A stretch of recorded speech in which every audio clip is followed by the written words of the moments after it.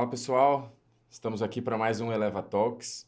Eu sou o João Barbosa, mais uma vez aqui com o Rafa Piacente e hoje a gente está recebendo uma convidada muito especial. A nossa convidada de hoje é a doutora Bruna Rinaldi, está aqui com a gente remotamente. Doutora Bruna, seja muito bem-vinda ao Eleva Talks. Eu vou fazer uma breve introdução aqui, né, sobre a doutora. A doutora Bruna, ela é médica do trabalho, certificada pela ANANT. Atualmente é gerente de serviços de saúde na Kimberly-Clark Brasil. Possui uma formação com mestrado em saúde ocupacional, com um foco bem interessante que a gente vai explorar hoje aqui, em Work-Life Balance no mundo corporativo pela Universidade de Maastricht, na Holanda. Doutora Bruna, muito obrigado por aceitar o nosso convite. Seja bem-vinda aí ao Eleva Talks. É isso aí, uma Eu que satisfação agradeço, tê-la. eu que agradeço. Ana, João, Rafa, muito obrigada pelo convite, né, por esse espaço para a gente falar um pouco desse assunto que, nossa, é sensacional e eu amo e eu sei que vocês gostam também. Está crescendo cada vez mais o espaço para a gente poder falar sobre isso em nível de Brasil. Então, muito obrigada pelo convite. É muito gratificante estar aqui trabalhando com pessoas sensacionais também nos respectivos campos. Bom, a medicina do trabalho, para mim, ela não foi tão simples pós-universidade, né? Eu ia para uma área totalmente diferente, para neurologia pediátrica, e eu caí de paraquedas em um trabalho que envolvia saúde ocupacional, mas aquela coisa de clínicas, de fazer periódico um atrás do outro. E surgiu uma outra oportunidade para trabalhar em uma grande multinacional. Fui para essa oportunidade, enquanto isso eu estudava, ir para a residência de neurologia pediátrica, e aí eu fui ganhando mais espaço dentro da saúde ocupacional, dentro dessa empresa, e aí foi crescendo, a vontade de fazer a neurologia pediátrica foi diminuindo, de fazer ocupacional foi crescendo. Por fim, eu falei assim, quer saber, gente, eu não quero mais neurologia, eu quero ficar no mundo corporativo, é isso que eu gosto, é disso que eu quero falar, porque medicina do trabalho abrange tudo, né? A gente pode falar um pouco de todas as áreas da saúde, a gente pode falar um pouco de economia em saúde, a gente pode falar de gestão, ergonomia, atividade física, então é uma área muito ampla. Depois eu fui me especializar, né? Fiz a minha especialização em medicina do trabalho na USP de São Paulo, continuei trabalhando nessa empresa, fiquei bastante tempo lá na Caterpillar do Brasil. Depois disso surgiu uma oportunidade para eu ir para Holanda, para uma cidade que chama Maastricht, que fica no sul da Holanda, para fazer um mestrado, e o nome dele é Work, Health and Career, que basicamente a gente fala sobre trabalho, saúde e carreira dentro de toda a vida laboral de uma pessoa. E quando a gente fala em Europa, a gente até estende um pouco essa vida laboral para pós-aposentadoria também, né? Por conta de todo o estilo de vida, enfim, uma outra mentalidade do que a gente tem. Então, foi muito bacana poder observar esse outro cenário. Dentro desse mestrado, eu fiz o major, né, a grande especialização do mestrado em Work-Life Balance dentro do ambiente corporativo. E o meu minor, dentro desse mestrado também, foi em Health Education and Promotion. Então, é um pouquinho de tudo, da gente trazer para o mundo corporativo programas de saúde, como que a gente faz isso, como a gente educa as pessoas em saúde, e sempre lembrando dos determinantes de saúde mesmo, que é o lado da medicina propriamente dita, em como a gente combate aquilo, sempre pensando no ecossistema de saúde, a saúde de uma maneira bem ampla. Aí voltei para o Brasil, trabalhei um pouquinho na BRF, lá no sul, e aí surgiu essa oportunidade, voltei para a Caterpillar, surgiu essa oportunidade agora na Kimberly-Clark, e agora estou aqui na Kimberly-Clark com esse desafio bem bacana, que é estar assumindo, né, todo esse serviço de gerência de todos os serviços de saúde ocupacional referentes aqui do Brasil. Trajetória legal, hein? Muito legal. É até engraçado, né? O cair de paraquedas no mundo corporativo, ele não é incomum para os profissionais da área da saúde, mas quando a gente cai, a gente gosta, né? A gente gosta mesmo e vai a fundo, né? Num outro episódio a gente acabou explorando um pouquinho disso aqui. A minha história também foi assim, caindo no meio de paraquedas, sua também, né, Rafa? Sim, sim. Muito legal, doutora. E entender aí dentro desse processo, né, de até hoje e dos seus estudos, eu acho que é legal a gente falar um pouquinho sobre cultura de wellness, né? Você vivencia isso aqui, né, no Brasil, e você pôde vivenciar lá na Holanda e dentro de um ambiente de estudos mesmo, né, de acadêmico, né, que a gente sabe que tem muita coisa boa, produções muito relevantes e testes também, né? Mas começar um pouquinho falando sobre a Exato. A Holanda é o cultura. centrinho ali, né? É, sobre essa cultura de wellness, de work-life balance, como que isso é visto lá fora e como o que talvez a gente precisa fazer para chegar mais perto disso no Brasil? Opa, com certeza. Um super assunto para a gente abordar. Muito bacana vocês trazerem isso, essa oportunidade, porque a gente está ainda em nível de Brasil engatinhando. A gente está começando a engatinhar nesse assunto.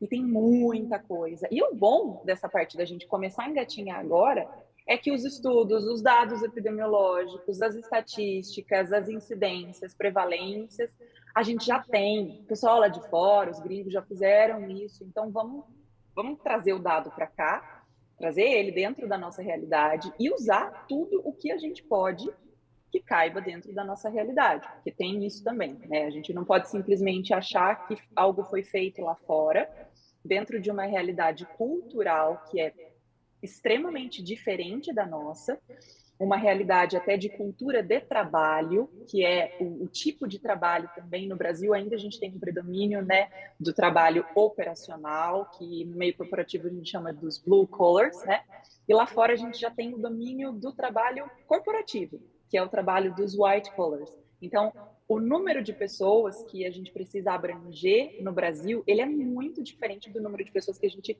abrange para determinados tipos de projetos, para determinados tipos de programas. Por isso que é importante a gente saber os dados, a gente saber a estatística. Conheçam os números. Se a gente conhece os nossos números, a gente vai longe. Doutora, e tem algum ponto assim que você queira trazer, por exemplo, um arroz e feijão bem feito que a gente não esteja fazendo aqui e que lá eles fazem muito bem? O que seria?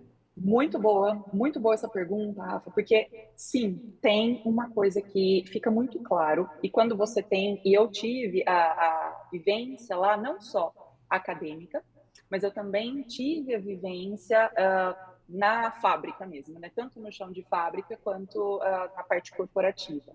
Com algumas empresas, e eu posso citar a Unilever, a Deloitte, a DHL, algumas empresas mais específicas e governamentais da Holanda mesmo, então prefeituras, lá eles têm centros de reabilitação em cada cidade, principalmente ali naquela região, que é uma região muito rica em cursos universitários, principalmente cursos universitários voltados para a qualidade de vida. Então, eu pude ver os dois lados da moeda dentro dessa cultura. E uma das coisas que eles fazem muito bem feito, e vou falar especificamente da Holanda, que hoje, dentro da Europa, é considerado ali a cerejinha do bolo da saúde ocupacional, são as avaliações pré-inserção de um projeto em um programa de saúde. Então, antes deles introduzirem qualquer programa, antes até deles criarem o programa, eles estudam a população que eles têm. Porque, gente, é muito bonito a gente falar, vou dar um exemplo aqui que é bastante feito aqui no Brasil, são programas antitabagismo dentro das fábricas, né, dentro das companhias. Se eu tenho uma população que não é tabagista, como que eu vou falar para essa população sobre tabagismo? Primeiro eu vou conhecer a minha população. A minha população quer ouvir sobre políticas antitabagistas? Quer ou não? Se ela quiser, ok, vamos avaliar o número de tabagistas que a gente tem dentro dessa população. O número de tabagistas na população justifica nós criarmos todo um programa, que aí a gente tem, né? Gasto de recurso financeiro, gasto de recurso humano, gasto de tempo de toda a equipe, e a gente fala às vezes em muitas equipes, mais do que apenas o time de saúde, para depois a gente implementar um projeto e esse projeto não andar. E aí vira naquilo que a gente está muito acostumado. Nossa, ninguém está aderindo ao projeto, a gente faz os programas, a gente oferece as iniciativas, ninguém assiste, ninguém participa. Porque será que as pessoas queriam participar? Então, isso eles fazem muito bem lá, eles conhecem muito bem a população deles. E eles têm uma facilidade de montar o cenário, juntar as peças do quebra-cabeça, que assim, a gente teve um trabalho específico que a gente participou de um grupo na Unilever. Eles tinham uma iniciativa de trazer de volta para cargos de liderança pessoas que já estavam aposentadas. No sentido de quê? De reintegrar essas pessoas, não só a reintegração no mercado de trabalho, né? Mas e aí que foi o bacana desse projeto, porque trazer por que em cargo de liderança? Porque essas pessoas têm uma visão de anos de mercado. Elas passaram por diversas etapas econômicas do país, etapas trabalhistas. Então, tem muito, né? Elas têm muito argumento para trazer ali no trabalho. E foi um projeto muito bacana, foi um projeto reduzido. Por quê? O que eles fazem? Eles pilotam tudo. Conhecemos a população, a gente avaliou aquela população dentro da empresa e o quanto aquela população estava ok em receber esses líderes nessas condições e o quanto ela não estava. Ok, a população estava ok, estava todo mundo super animado para receber esses líderes aí que já estavam, pessoas já aposentadas, para trazer esse gás, essas visões diferentes. Depois disso, eles começaram a trabalhar paulatinamente para ver qual setor eles iriam pilotar o programa. E aí eles encontraram um setor que estava o quê? Estava com algumas dificuldades de budget e talvez seria interessante trazer projetos que eram da corporação inteira, porque o budget não viria daquele departamento especificamente. Então, esse projeto foi feito em um determinado departamento que tinha um número reduzido de pessoas por questões de budget. Foi analisada a parte de trabalho, né, do que era feito, porque também precisava adequar as habilidades desse grupo que estava sendo visto para trazer para a companhia dessas pessoas já aposentadas. Então, às vezes, a pessoa precisaria de um treinamento, uma atualização, uma reciclagem. Depois disso, só naquele departamento foi feito um piloto do projeto. E naquele departamento, depois, né, que foi implementado o projeto, todas as etapas aí de implementação de programas de saúde, a gente pode até falar disso depois, porque existem técnicas para a gente implementar programas de saúde. Não é simplesmente eu quero implementar um programa de saúde, vou trazer o programa, façam o que a gente está falando para vocês fazerem. Legal, e eles legal. seguiram essas... É muito bacana isso. Eles seguiram essas técnicas de implementação e foram colhendo os dados. Vamos pensar ali, se a gente falar em gestão Lean, né, em todos esses recursos que a gente tem, pensar em um A3, com todos esses dados aí desse pré-teste, vamos falar assim, desse plano piloto, para esse departamento em específico. Os resultados foram positivos. Como eles já conhecem a população com que eles trabalham, a partir do momento que se encerrou o piloto, depois de 3 meses, para conseguir uma estatística boa, aí, né, uma média boa, eles souberam que se eles expandissem o projeto para outros departamentos também teriam a mesma recepção para esse projeto do que esse primeiro departamento. Então, veja, eu conheço a população, eu descubro o que essa população gosta, o que ela não gosta, quais são as dores, né, as fortalezas dessa população, e eu monto o projeto baseado nisso especificamente. E aí eu avalio, porque pode ser que mesmo fazendo tudo isso, o projeto não seja bom. Quando a gente, no papel, é muito diferente. Quando a gente tem essa vivência acadêmica e essa vivência fora do mundo acadêmico, isso fica muito claro, porque no papel é tudo lindo, maravilhoso, e a gente consegue, os resultados são ótimos. Quando você joga na prática, gente, mas eu não entendo por que não está funcionando. Se as contas fecham, tudo funciona porque, na prática, algum determinante ali não está deixando com que esse projeto funcione. Então, eles têm muito essa visão do longo prazo, né? E para que eles pensem e implementem projetos e ações longo prazo, eles precisam conhecer a população de agora, porque senão viram aqueles projetos que a gente fala sobre eles durante 2, 3 meses.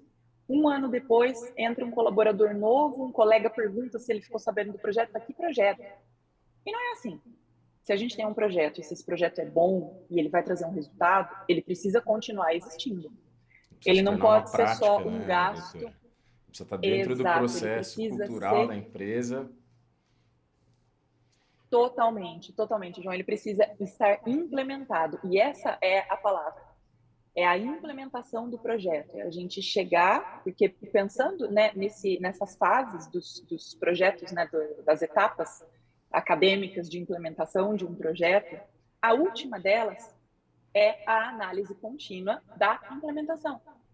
Então, eu tenho todo esse estudo que antecede, eu tenho a avaliação, e aí é mais uma avaliação observacional, enquanto esse piloto acontece. E depois eu tenho, e aí sentar mesmo, vendo se vale a pena ou se não vale. E tá tudo bem. E isso é uma coisa que o brasileiro às vezes tem muita dificuldade, né? Puxa, eu fiz um projeto, eu me empenhei, eu tentei colocar em prática e eu vou ter que falar para minha liderança que não deu certo? Vai. Às Dar um vezes vai ter passo que falar para a atrás, né? Isso é liderança uma que não deu dificuldade, certo. né? De assumir que, opa, não está tendo o resultado desejado, opa, dar um passo para trás e revisar e talvez reestruturar, né? Exato, exato. É o PDCA, é o arroz e feijão ali do PDCA. Eles fazem isso muito bem. A gente tem dificuldade para fazer isso. A gente tem dificuldade de entender que momento a gente faz uma coisa e que momento a gente faz a sequência das ações iniciais. Legal, isso é um pouco voltando um pouquinho para a cultura, né? A cultura do não é a cultura do estou errando, é a cultura do estamos aprendendo. Então, se não deu certo, alguma coisa a gente precisa tirar disso. A gente precisa tirar o aprendizado e analisar onde erramos, quem não ouvimos, né? E aí acho que entra na questão dos dados, né? Então a gente precisa de dados. Putz, quais? Né? Pode ser os que a gente tiver agora? Ah, a chance de fracassar talvez seja um pouco maior, mas como a gente vai coletar esses dados, né? Então os dados da população, do gosto dessa população, do que eles querem, né? Do que seria Das legal para necessidades reais eles, também, né? do perfil de saúde dessa população, né? Então, se as pessoas estão sedentárias, tabagistas, se alimentando muito mal, e os dados referentes ao trabalho, em como é executado esse trabalho, né? Você citou praticamente um mapeamento de processo dentro desse setor, né? E aí eu não posso deixar de trazer um pouquinho, né? As exigências que esse trabalho traz, então também são dados relacionados à ergonomia, do que aquele trabalho está exigindo dessas pessoas, para a gente montar esse cenário, né, doutora? Então, acho que é um estudo prévio, não é um estudo prévio, é o início do estudo, para a gente conseguir identificar quais são essas reais necessidades, o que pode funcionar. Isso é muito, muito legal ouvir. E a assertividade, né? Acho que o resumo aí, né? Esse diagnóstico para ser assertivo, né? Exato, com certeza. Resumiram de uma maneira brilhante, é a busca pela assertividade. Porque, gente, ninguém tem dinheiro sobrando. Lá eles até têm, né? Mas eles não gostam de gastar. Ninguém tem dinheiro sobrando para vamos fazer vários projetos. Não é assim que as coisas funcionam. A gente precisa ser assertivo. E para a gente ser assertivo, eu preciso conhecer o que eu faço. Mas a gente não pode esquecer que eu preciso ter o conhecimento técnico também das ações, né? Eu preciso entender o dado que eu consegui extrair. E sem dúvida, João, a questão da ergonomia organizacional e pós-Covid, gente, a gente teve um boom gigante tanto dessa questão de ergonomia organizacional quanto também da parte ergonômica física mesmo, porque assim, de repente um dia gente, trabalhem de casa, tchau, não venham mais, semana que vem a gente volta, semana que vem viraram 2 anos, e aí todo mundo, o pessoal às vezes trabalhando em cadeira de, assim, mesa de almoço, aquela cadeira péssima, começando às 7 horas da manhã, parando às 10 horas da noite, porque veio toda aquela questão. Como é que fica a cobrança? Como é que vem tudo isso? E aí vem de novo a questão cultural do brasileiro também. É difícil a gente trazer para as lideranças esse entendimento de que o empregado ele tem as suas responsabilidades. Não compete exclusivamente ao empregador fazer aquele micromanagement ali, né? Aquele microgerenciamento de eu estou avaliando todas as atividades, eu estou vendo se todo mundo está fazendo tudo. Hoje em dia não é mais assim que o mundo corporativo funciona. E as pessoas elas começam a adoecer se a cultura organizacional ela é desse jeito.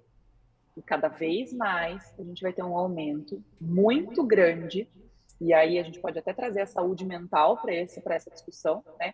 Porque a OMS, né, eles já desde 2015, 15 ou 16, eles já falavam, um grande estudo da OMS, de que 2030 depressão estaria entre as 3 maiores causas de óbito no planeta. Então, assim, é um dado muito alarmante. A gente precisa tomar uma ação com relação a isso. E aí é que carece a gente pôr aquela pulguinha atrás da orelha de todos os gestores, o que nós, como corporação, o que eu, como líder, posso fazer para o meu time, sabendo desse dado, tendo esse dado lá atrás, deixando ele no radar e sabendo que é um problema. Se não apareceu para você como líder ainda, né? Se não para vocês como líder, para quem está assistindo a gente, se não apareceu isso ainda, só aguardar, senta, põe a cadeira, porque vai aparecer. Vai aparecer. Então, vamos nos preparar. Vamos preparar as nossas pessoas, para as nossas pessoas compreenderem que está tudo bem se isso acontecer. Hoje, a gente tem possibilidade de apoio, a gente tem ajuda. É difícil. É cultural. É cultural tanto da cultura do país, quanto da cultura organizacional. E vocês também trabalham, né, com muitas empresas, vocês com certeza têm essa visão de que, nossa, uma cultura organizacional ela é muito diferente da outra, e aqui o colaborador tem mais espaço, nessa daqui o colaborador tem menos espaço. É difícil para a gente que trabalha em área de suporte, né, entregar algum resultado frente a essas barreiras, porque aí o nosso trabalho ele tem que toda vez mudar. A gente tem que, em um trabalho, entregar o resultado de uma maneira, apresentar os dados de uma maneira, no outro trabalho a gente precisa apresentar de uma outra maneira, e às vezes o que a gente sabe que funciona, aquele board que está ouvindo nesse momento, ele acha que é mentira ou que a gente está falando besteira, e aí por isso que dado é importante.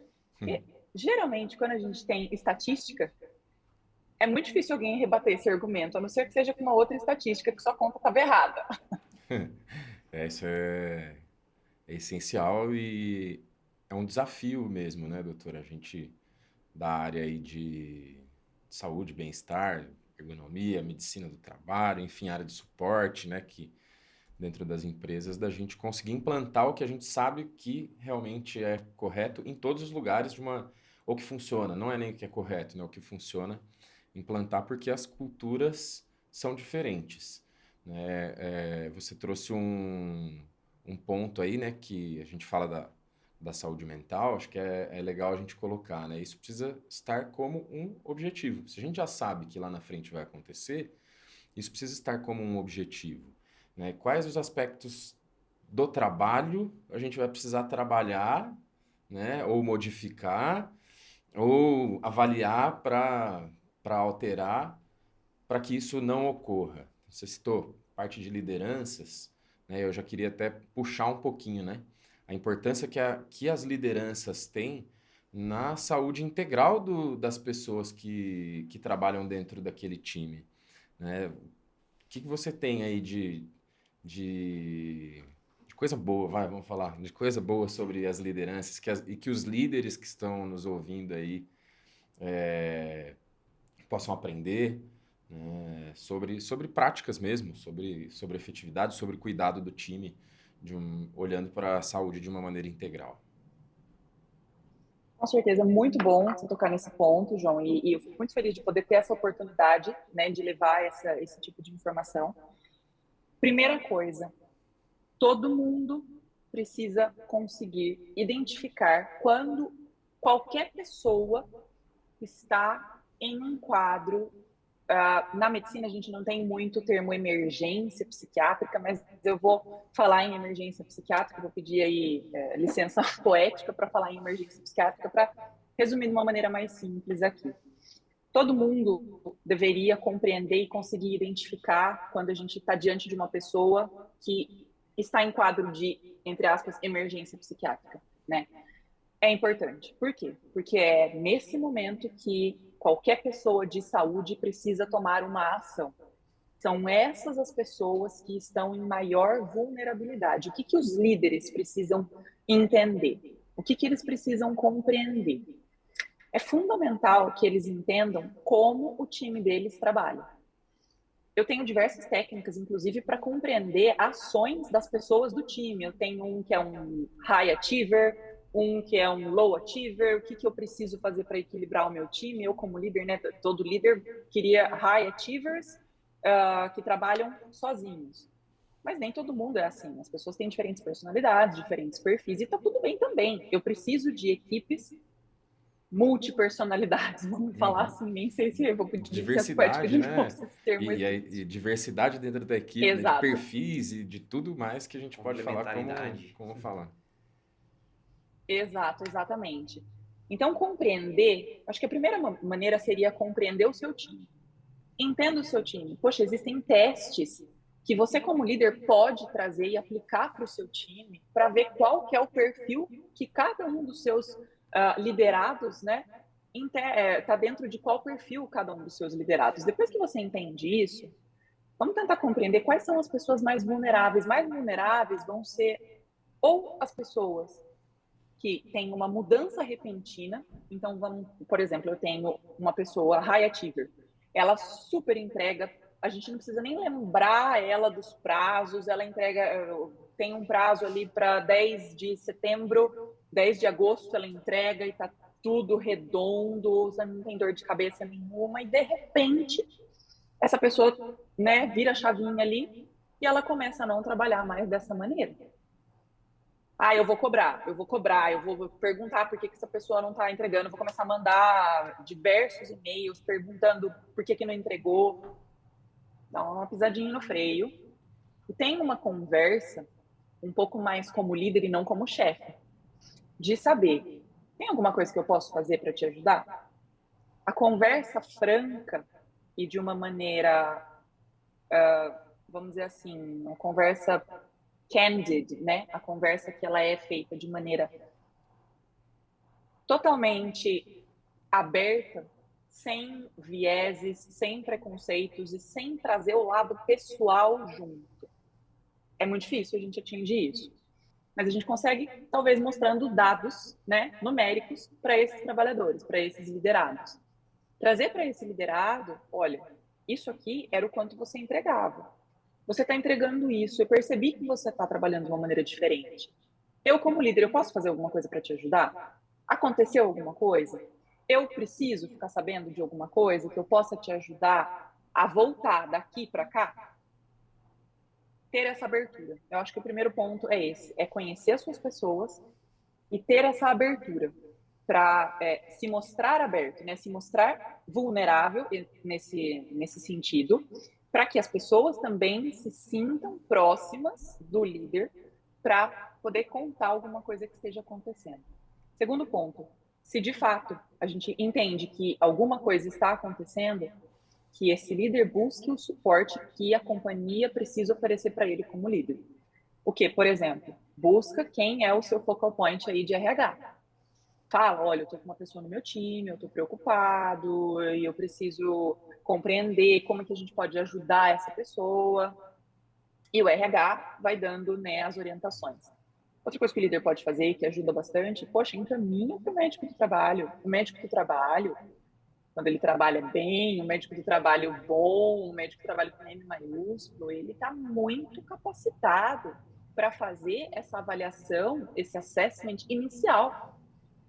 E aí fazer a distinção, poxa, é um caso que essa pessoa de fato precisa de uma ajuda psiquiátrica, psicológica, enfim, para onde for essa ajuda, ou não. Talvez é um caso de uma pessoa que precisa ouvir uma conversa.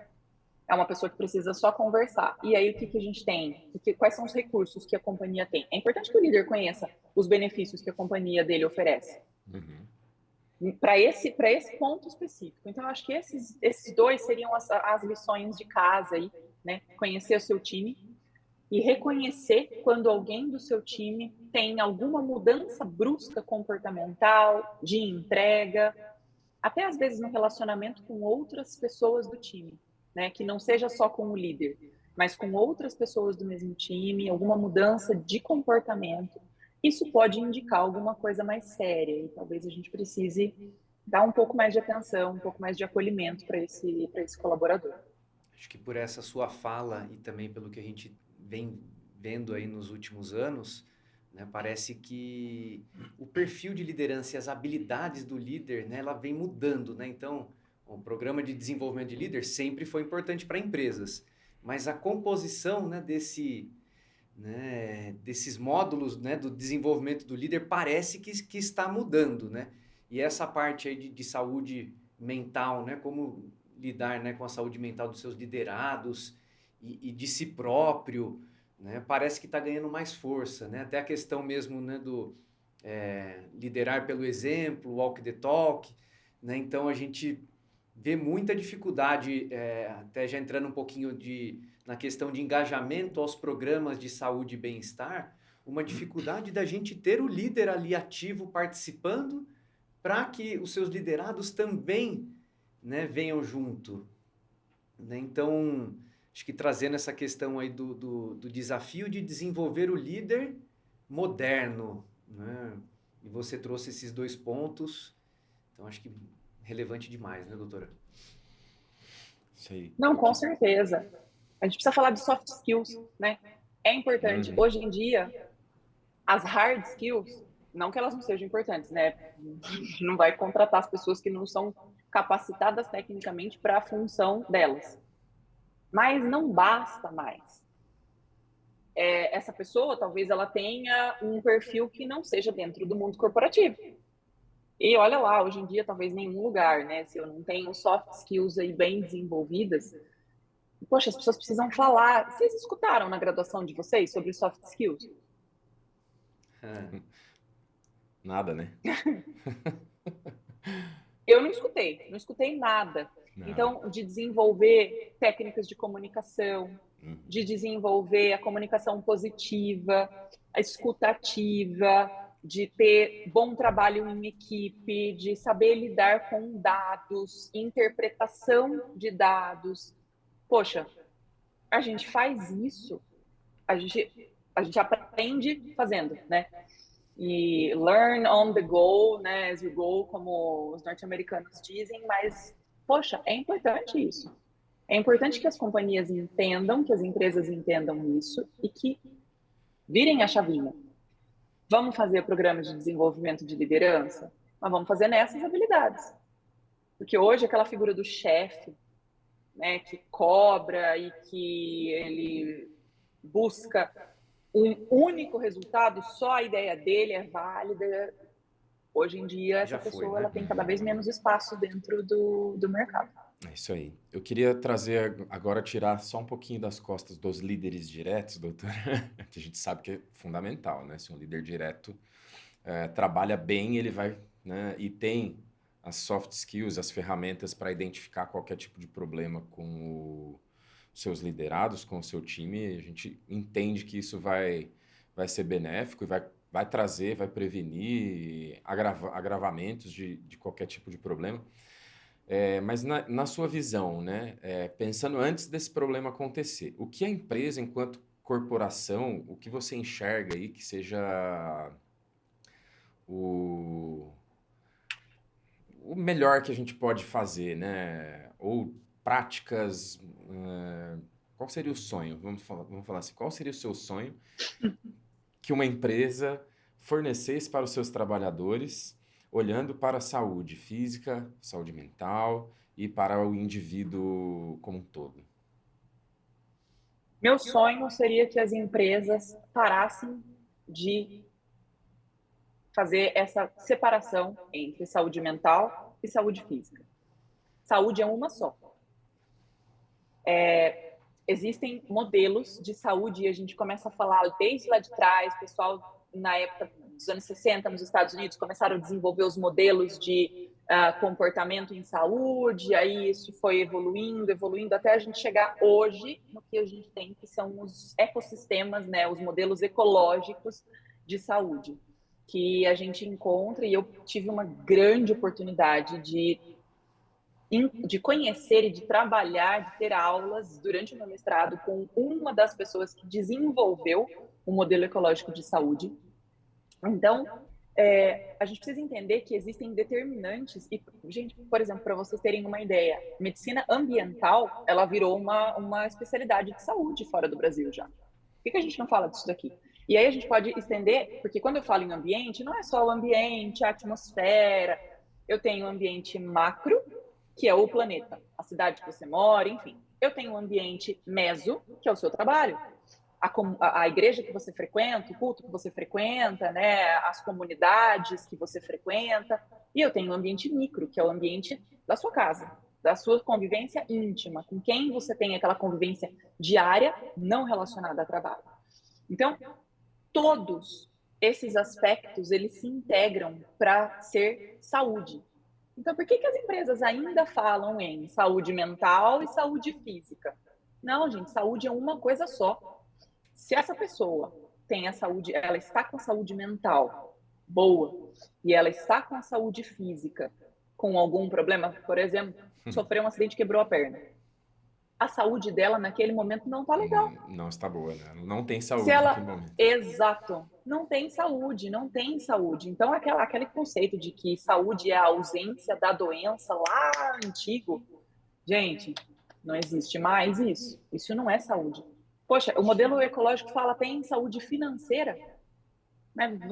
Vai para o profissional de saúde, vai colocar a gente para falar de saúde financeira, porque sim, as pessoas, quando elas têm problemas financeiros, elas começam a desenvolver problemas de saúde mental, elas começam a desenvolver, e isso vai virando uma bola de neve, vira psicossomático, o psicossomático se transforma em um problema, em um sintoma orgânico.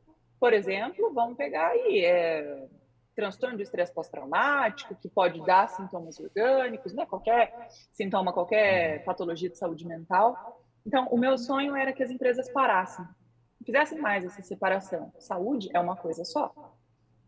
Se eu compreendo que tudo o que a pessoa faz, todos os ambientes nos quais ela está inserida, no final das contas, vão estar dentro de uma equação que é igual à saúde, a chavinha vira.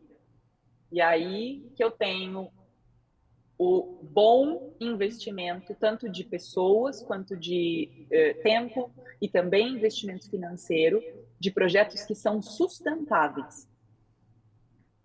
Tem um conceito que eu gosto bastante que é empregabilidade sustentável. A gente não consegue ter empregabilidade sustentável se eu não tenho a saúde integral. Porque em algum momento, esse colaborador, né, essa pessoa que trabalha, em algum momento ela vai não conseguir trabalhar mais. E a partir do momento que ela não trabalha mais, gente, pensa, um chefe de família, ele parou, o ganha-pão ali, o breadwinner, né? Ele parou de trabalhar, ele vai ter problemas financeiros, e aí os filhos dele vão começar a ser afetados, o parceira vai começar a ser afetado, e vira uma bola de neve. E aí o que acontece? A saúde integral, ela não existe mais. Então, precisa se falar que os executivos, né, as companhias precisam compreender que saúde é uma coisa só. E que a gente precisa entender que quando eu tenho saúde, todo o resto ele anda bem. Doutora, e dentro dessa equação aí que você comentou, né, dos determinantes da saúde, o que você tem visto que aqui no Brasil e até as organizações que você está ou esteve mais presente, onde a gente está acertando mais nessa equação? E o que falta para a gente encaixar e acertar mais ainda? Muito boa sua pergunta, Rafa, porque a gente pode pensar pós-Covid e pré-Covid. As empresas, as grandes empresas, né, elas foram obrigadas a se adaptar muito nesse pós-Covid. E com isso veio esse boom de falas sobre saúde mental. Isso é um ponto muito positivo, isso é um acerto. A gente tem muito ainda para galgar e aprender a fazer programas de saúde mental, a gente tem. Mas só da gente falar sobre isso já é uma diferença muito grande do que acontecia lá atrás. Poxa, eu tinha eu cheguei a pegar isso e eu nem tenho ali.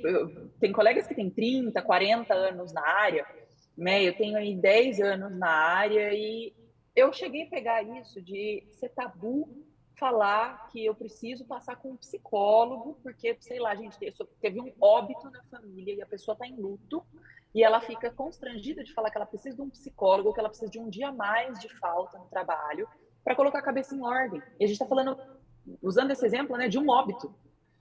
Então, só o fato né, de com a pandemia a gente ter conseguido que empresas. E aí, quando a gente começa, que as multinacionais começam a falar, a gente vai trazendo para as de médio porte, em algum momento as empresas de pequeno porte também vão começar a falar sobre isso. Sim. Sobre saúde mental, a gente precisa de programas, a gente precisa falar sobre isso, a gente precisa compreender a extensão do que nós iremos sofrer se nós não falarmos sobre programas de saúde, sobre saúde mental em si. Isso é um acerto muito grande, é um ponto muito positivo.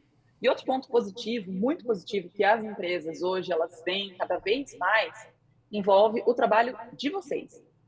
É a compreensão do quanto todos os aspectos ali das 3 esferas ergonômicas, eles influenciam o trabalho das pessoas, influenciam a produtividade de qualquer time, seja corporativo, seja não corporativo, e vocês podem falar melhor do que eu, isso tem aumentado cada vez mais, né? Essa procura por pessoas gabaritadas, como vocês, que saibam do que elas falam, isso tem aumentado, tem crescido cada vez mais. As pessoas têm buscado esse suporte cada vez mais. Poxa, isso é muito positivo. Pensar que há 20 anos atrás isso não acontecia no Brasil, olha o quanto a gente cresceu nesse período todo. Vamos imaginar onde a gente vai estar daqui 40 anos. Legal, perfeito. E você tem visto assim que as empresas estão conseguindo começar a ter o olhar, né, para o trabalho, né? Então as dimensões da ergonomia e conseguir integrar isso com o olhar para a vida, né, do colaborador, do indivíduo, né, da micro ali que você falou, né, família, né, e comunidade. O que você tem visto aí de integrações entre essas informações? E acho que o que você tem visto, doutor, e o que você viu lá na sua formação na Holanda, né? E que lá funciona diferente ou que eles já estão lá há alguns anos na nossa frente, né? Muito boa pergunta, porque sim, esse é um dos pontos que a gente tem muita diferença. E quando eu morei lá, eu aprendi que quando a gente vai visitar, vai viajar para algum lugar diferente, sempre fica, a gente vira, né, quase que automático comparar. Nossa, por que isso acontece dessa maneira aqui? No Brasil não é assim. E depois que a gente mora, que você não vai para visitar, porque é totalmente um outro cenário, você passa a aprender a não comparar.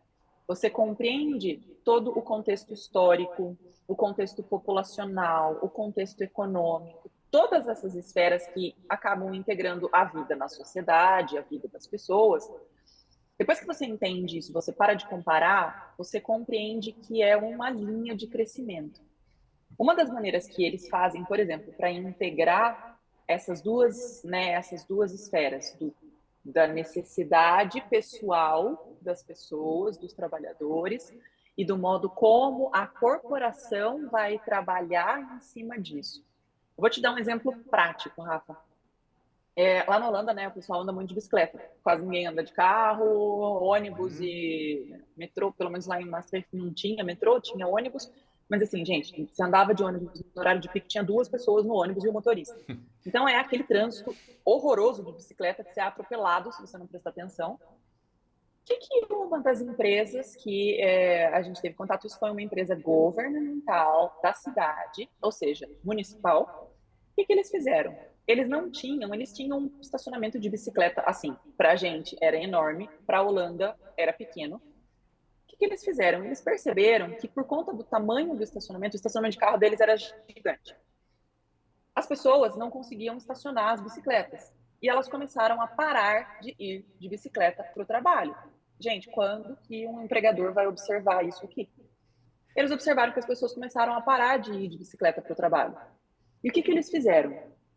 Eles conseguiram, e aí trabalharam internamente, dar um incentivo financeiro para as pessoas voltarem a pedalar para o trabalho. E quando eu estou falando em incentivo financeiro, é coisa assim, era tipo assim, 5 euros por mês a mais. Para eles ali, não era nada. Mas, poxa, eu estou ganhando dinheiro para ir de bicicleta para o trabalho em vez de ir de ônibus? Então eu vou. E aí o que, que eles fizeram? Eles conseguiram que as pessoas voltassem. E por que, que aí entra a saúde? Nossa, não tem nada a ver com saúde? Claro que tem. Se as pessoas pedalam, elas deixam de ser sedentárias. Se as pessoas deixam de ser sedentárias, eu reduzo todos aqueles índices cardiológicos, né, de circunferência abdominal, tudo aquilo que a gente já está careca de saber, eu reduzo isso. E eu aumento a qualidade de vida dessas pessoas. Essas pessoas têm um período do dia que elas ficam expostas ao sol, essas pessoas têm um período do dia que elas têm contato com natureza, que elas não estão ali, trabalho, trânsito, casa, trânsito, trabalho. Então elas têm esse contato, elas conseguem ver outras pessoas, elas gente, então olha aonde chega. O tamanho da ação. Quem fez isso foi o Departamento de Saúde dessa empresa municipal aí, era um instituto de pesquisa municipal. Então, veja o quanto a gente tem ainda de quilometragem para rodar no Brasil para a gente chegar nisso, né? E olha que riqueza aí esse exemplo que você trouxe, né? Só um comparativo pequeno, né? Recentemente eu fui de bike em um dos clientes nossos, né? E é um número alto, né? Na faixa de 1.000 colaboradores na unidade. E quando eu cheguei lá, não tinha um bicicletário. Por surpresa, né? Então, 1.000 funcionários. Pô, né? E numa área de fácil acesso, assim, não é nada isolado em estrada. Então me chamou muito a atenção, até brinquei, falei, opa, isso daqui com o tempo, a gente chegou aqui agora, com o tempo isso vai mudar. Até brinquei lá na recepção, né? Porque essas coisas, né, precisam realmente mudar. Não, com certeza. E acho que trazendo, né, doutora, um pouquinho mais para a nossa realidade aqui, isso que você colocou. Indiretamente foi um incentivo à prática de atividade física, né? E o que que as empresas brasileiras estão fazendo de verdade como incentivo à prática de atividade física, que vai deixar as pessoas, né, com toda a redução fisiológica dos riscos que elas teriam, mas também com todos esses outros benefícios. Vou colocar ainda mais aqui no Brasil, né, um benefício social, né, também de montar grupos de pessoas que gostam de fazer as mesmas coisas. Isso depois, se a gente conseguir calcular, né, o retorno é magnífico para a empresa e, mais ainda, né, vamos colocar num nível um pouquinho maior, num nível macro, para a sociedade. Quando você estava falando, né, do ambiente macro, isso veio muito para mim, a gente coloca um pouco a gente puxa o papo sempre aqui para as empresas, né, o que as empresas precisam fazer e tudo mais, mas o que a gente, enquanto sociedade, e nossos governantes, né, precisam fazer e precisam incentivar para que mude um pouco dessa cultura. Você trouxe esse exemplo da Holanda, é fantástico, né? Eu tive a oportunidade de passear lá, eu vi e fiquei impressionado com o trânsito, quase fui atropelado de bicicleta, mas é uma questão cultural tão forte, com chuva, com frio, e as pessoas estão ali, né? E se a gente pegar um índice de saúde e até de felicidade, eles estão bem melhores do que nós brasileiros que vivemos num país, né, com um clima maravilhoso, com poucas dificuldades aí, climáticas, vamos dizer assim. Exato, não, com certeza. E lá não tem check-up, tá? Ah, vou fazer um check-up de saúde? Nem existe esse conceito lá. Então, são essas práticas diárias. Por exemplo, gente, as empresas podem incentivar os colaboradores a usar escada, mas aqui no Brasil é só escada rolante e elevador. Poxa, subiu uma escada. O quanto isso traz de benefício de saúde, o quanto isso movimenta o corpo. Pensa num colaborador que é corporativo, que ele fica sedentário, sentado o dia inteiro. Se ele subiu uma escada, né, 8 lances de escada uma vez por dia, ele já está ganhando muito. Talvez, então a gente tem muita coisa e não... Fale, Rafa. Talvez alguns tabus, né, que algumas culturas organizacionais acabam criando, né, que a pessoa fala, opa, usar escada? Não, mas ninguém usa. Às vezes a pessoa quer usar, mas ninguém usa e não tem um incentivo ali organizacional, seja uma campanha inicial, né? E aí a gente vai jogar um pouquinho de novo para a responsa nas costas das lideranças, e aí das mais altas até as médias e até as lideranças da galera mais, hierarquicamente falando, um pouquinho mais abaixo, né? Se o líder sobe a escada, eu também vou subir. Se o meu Exato. líder incentiva eu a fazer uma pausa durante minhas 8 horas de trabalho, ou se ele coloca ali, né, doutor, um invite de reunião no meio da minha manhã para eu fazer 5 minutos de pausa, que a gente estava Ó, discutindo aí, né? Pô, já é uma mudança. Vamos fazer? Mas vamos lá, vou Nossa levantar, Senhora! vamos puxar esse deslocamento, né? É muito legal. João, eu acho que a gente está caminhando para o final aqui, infelizmente, Infelizmente, né? né? Então a gente acabou nem conseguindo entrar na questão das técnicas de implementação de programas. Acho que vai ficar para um próximo bate-papo aí a gente ter né, um aditivo. Aí da minha parte, né, a minha pergunta final, acho que eu quero deixar porque depois passo para o João. No começo, doutora, você comentou, né, que a gente aqui no Brasil a gente está engatinhando, né, nesses conceitos, na questão de resultados e comprovações, né, nos programas aí de saúde e bem-estar, né? Aí eu queria que você trouxesse para a gente o que você visualiza e ao mesmo tempo um comentário antes, né? É tão bom quando a gente fala quando a gente está engatinhando, porque quantas oportunidades a gente tem, né? Então, às vezes, ações, projetos simples que já geram resultados, né? Então, dentro desse momento aí do engatinhar que nós estamos aqui, o que você tem percebido que são pequenos detalhes que faltam que já podem fazer a diferença para a gente começar a andar? Uma pergunta muito boa, é uma pergunta difícil de responder essa, Rafa, porque eu trago, né, a minha visão, a minha bagagem, Sim, e a gente não depende só da gente mesmo. Quando a gente está em um ambiente corporativo, isso é um aprendizado ao longo dessa jornada corporativa aí. Então, o que a gente precisa hoje é agir. Vamos esquecer aquela ideia de pensar em um super projeto e o que eu vou trazer? Vou trazer o papa do assunto e aí vai ficar super caro trazer o papa do assunto. Gente, coisas simples, com ações muito básicas. Por exemplo, coloca um adesivo no degrau da escada, incentivando as pessoas. Você já usou essa escada hoje? Né? Coloca adesivos nos degraus da escada. Poxa, já é uma ação que a gente pode fazer para estimular essa movimentação. Ou, por exemplo, igual o João falou, marca um período na agenda, fecha aquela agenda e incentiva a pessoa a levantar e ficar em pé. Poxa, a gente pode trazer. Por que a gente não traz o conceito de mesa de trabalho Sit stand. regulável? E a gente não precisa daquelas mesas super automáticas que elas sobem sozinha. Gente, vende em diversos varejos aí online stands que você coloca o notebook em cima, que você tem a possibilidade de trabalhar em pé. Poxa, a empresa, então, reembolse esse stand, incentive as pessoas a trabalharem em pé. Isso é outra coisa que aqui a gente escuta muito pouco. No meu outro emprego, quando eu falei que eu queria uma mesa para eu trabalhar em pé, todo mundo olhou para minha cara e falou que eu estava ficando louca. Eu falei, não, gente, mas eu fico sentada o dia inteiro. É ótimo ter. Então, assim, ações pequenas. Não precisa ser grande, Rafa, não precisa ser um legal. projeto enorme que eu vou trazer o Papa para falar. Ações pequenas. Vamos Não, é isso. começar de pouquinho e aí a gente cresce. Obrigado pelos exemplos simples aí. Isso aí. Doutora, infelizmente a gente está sem tempo para continuar.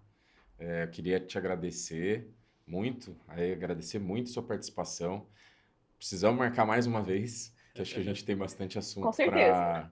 para explorar, né? Eu tenho várias coisas marcadas, o Rafa também, estou vendo o caderninho dele, ele está cheio.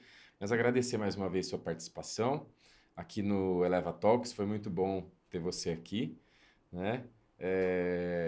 E é isso. A gente Eu também agradecer, que foi muito rico esse bate-papo, né? Muitas informações legais, assim, a gente fica extasiado, assim, né? uma De ouvir, empolgação, né? empolgados, né? De poder conversar, né? Com alguém também tanto empolgada, né? Com o assunto como a gente e com uma experiência, né? Uma riqueza muito grande. Então, muito obrigado mesmo.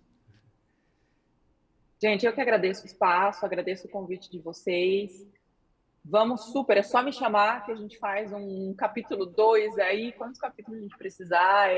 Igual eu falei, eu sou super empolgada nesses assuntos. é alguma coisa que eu gosto muito, né? Eu tenho muito amor por toda essa área da saúde e é bom quando a gente encontra pessoas que pensam dessa mesma maneira, que a gente acaba vibrando todo mundo na mesma sintonia, né? Então, obrigada de novo pelo espaço, obrigada para todo mundo que está ouvindo a gente também. Estou à disposição para próximas oportunidades aí. Isso aí, valeu, doutora. E é isso aí, pessoal. A gente fica por aqui com o episódio de hoje. Espero que vocês tenham gostado de mais esse Eleva Talks. Em breve a gente volta. Rafa, valeu mais uma Valeu, vez. João. Tamo aí. Um abraço, pessoal. Até a próxima.